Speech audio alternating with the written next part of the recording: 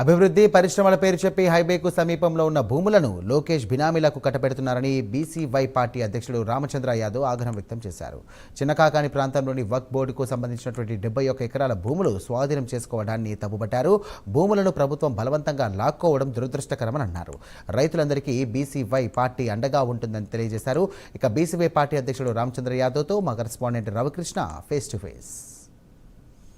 అమరావతి రాజధాని ప్రాంతంలో సాఫ్ట్వేర్ కంపెనీలని ఏర్పాటు చేయడానికి ఏదైతే మంగళగిరి నియోజకవర్గంలో ఉన్నటువంటి వక్ఫ్ భూములు తీసుకోవడంతో ఒక్కసారిగా కూడా అక్కడ ఉన్న రైతులైతే ఆందోళన వ్యక్తం చేస్తున్నారు. వాళ్ళు చేస్తున్న ఆందోళనకు మద్దతు తెలపడానికి బీసీవై పార్టీ తరఫున రామచంద్ర యాదవ్ గారు ఇక్కడికి వచ్చినటువంటి పరిస్థితి కనపడింది. ఇప్పుడు ఆయన అక్కడ ఉన్న రైతుతో మాట్లాడారు. ఏం మాట్లాడారు ఏంటి అనేది కనుక సార్ చెప్పండి. ఇప్పుడు పరిస్థితి ఏ విధంగా ఉంది? ఇక్కడ మీరు చూశారు, రైతుతో మాట్లాడారు. రాష్ట్రం మొత్తం మీద ప్రభుత్వం యొక్క ప్రధాన ఎజెండా ప్రజల సమస్యలు తీర్చడమో, లేదంటే రాష్ట్రాన్ని అభివృద్ధి చేయడమో, లేదంటే కంపెనీలో పరిశ్రమలు తీసుకురావడమో, యువతను ప్రోత్సహించడమో కాదు. ఈ రాష్ట్రంలో ఎక్కడెక్కడ భూములున్నాయో, ఎక్కడెక్కడ విలువైన భూములున్నాయో, ఎక్కడెక్కడ జాతీయ రహదారులకు అనుగుణంగా ఉన్న భూములున్నాయో వాటన్నింటినీ కూడా ఈ ఎవరైతే నారా లోకేష్ గారు ఉన్నారో, సకల శాఖ మంత్రి గారు, ఈయన భూతద్దం వేసి వెతికి మరి ఆ అన్నింటినీ కూడా బెదిరించో, భయపట్టించో, మరో రకంగానో కాజేసే ప్రయత్నం చేస్తున్నారు. ఇది రాష్ట్ర అభివృద్ధిలో భాగమో, లేదంటే పారిశ్రామిక అభివృద్ధిలో భాగమైతే మాత్రము 100% కాదు. ఖచ్చితంగా ఈ రాష్ట్రంలో ఉన్న ల్యాండ్ బ్యాంక్ అంతటినీ కూడా తన గుప్పెట్లో, తన బినామీల గుప్పెట్లో పెట్టుకోవడానికే ఈ పథకం చేస్తున్నారు.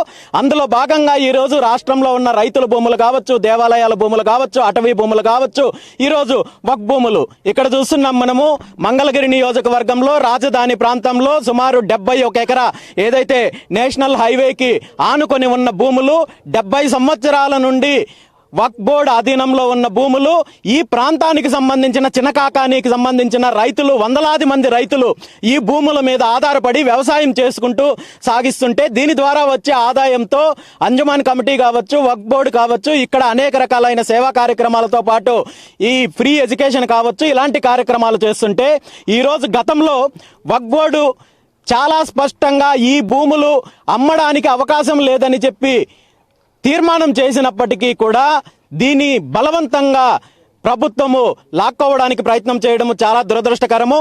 ఈ అంశానికి సంబంధించి రాబోయే రోజుల్లో చేసే పోరాటంలో, ఉద్యమంలో 100% బీసీవై పార్టీ మద్దతు ఉంటుంది. బీసీవై పార్టీ ముందుంటుంది. బీసీవై పార్టీ పోరాటం చేస్తుంది. ఖచ్చితంగా బాధితులకు న్యాయం జరిగేంత వరకు రైతులకు కావచ్చు, వక్ఫ్ బోర్డుకు సంబంధించిన పెద్దలకు కావచ్చు, ఇక్కడ జరుగుతున్న దోపిడీకి వ్యతిరేకంగా జరిగే ప్రతి కార్యక్రమంలో బీసీవై పార్టీ పోరాటం చేస్తుంది. అందులో ఏమాత్రం అనుమానం లేదు. అంటే ఇప్పుడు డెవలప్మెంట్ అనేది జరగాలంటే ఖచ్చితంగా కూడా సాఫ్ట్వేర్ కంపెనీలు ఉండాలి. సాఫ్ట్వేర్ కంపెనీలు ఉన్నప్పుడు అక్కడ ఉద్యోగం అనేది వస్తూ ఉంటుంది. మరి అలాంటి పరిస్థితుల్లో ఇక్కడ సాఫ్ట్వేర్ కంపెనీలను ఏర్పాటు చేస్తూ ఉంటున్నారు కదా. ఈరోజు 20-30 సంవత్సరాల నుండి ఏం జరిగిందో నేను మాట్లాడిన కానీ, రాష్ట్రం విడిపోయిన తర్వాత కొత్తగా ఏర్పడిన ఆంధ్రప్రదేశ్ రాష్ట్రంలో 2014 నుండి 19 వరకు ఇదే చంద్రబాబు నాయుడు గారు అధికారంలో ఉన్నారు. 19 నుండి 24 వరకు జగన్మోహన్ రెడ్డి గారు అధికారంలో ఉన్నారు. 24 నుండి ఈరోజు 20 నెలల కాలం పాటు ఇదే చంద్రబాబు నాయుడు గారు అధికారంలో ఉన్నారు.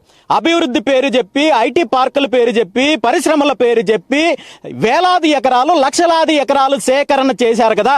ఈ చేపట్టిన బలవంతపు భూ సేకరణలో కనీసం ఒక్క కంపెనీ అయినా, ఒక్క ఫ్యాక్టరీ అయినా, ఒక్క ఐటీ పార్క్ అయినా తీసుకురాగలిగితే నిజంగా మీరు ఐటీ పార్క్ కోసమో లేదంటే అభివృద్ధి కోసమో తీసుకుంటున్నారనుకోవచ్చు తప్ప, ఇది కేవలము మీ బినామీ అప్పచెప్పడానికి, ల్యాండ్ బ్యాంక్ మొత్తాన్ని మీ గుప్పెట్లో పెట్టుకోవడానికి చేస్తున్న ప్రయత్నం తప్ప ఇది అభివృద్ధి కాదు అనేది స్పష్టంగా చెప్పగలను. అంటే ఇప్పుడు యాక్చువల్గా చెప్పుకోవాలంటే వక్ఫ్ బోర్డు ఆస్తులు చాలా వరకు అన్యాక్రాంతమైనవి అని చెప్పి మనం దేశవ్యాప్తంగా కూడా చూస్తూ ఉన్నాం.